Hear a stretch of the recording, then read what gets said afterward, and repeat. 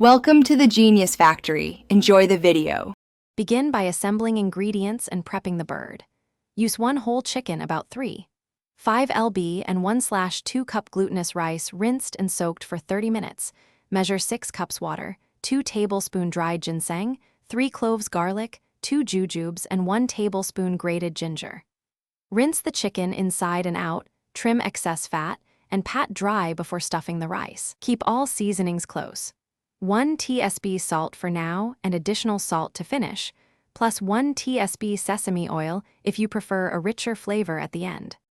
Carefully stuff the cavity with soaked 1/2 cup rice, 2 tablespoon dried ginseng, 3 cloves garlic, and 2 jujubes so the filling sits snugly.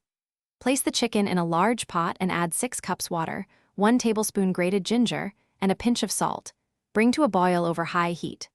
Once boiling, reduce to a low simmer and cook uncovered for 60 minutes, skimming foam twice during the first 20 minutes to keep the broth clear and clean. Maintain a gentle simmer to avoid broken skin.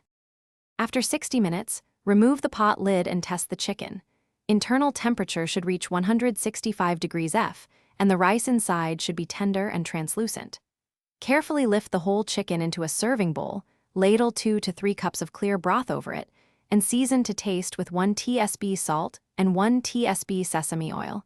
Garnish with sliced scallions or cilantro and serve hot with kimchi if desired. To store, cool broth to room temperature, refrigerate within 2 hours, and consume within 3 days or freeze for up to 3 months. Thanks for watching. If you found this helpful, don't forget to like and subscribe.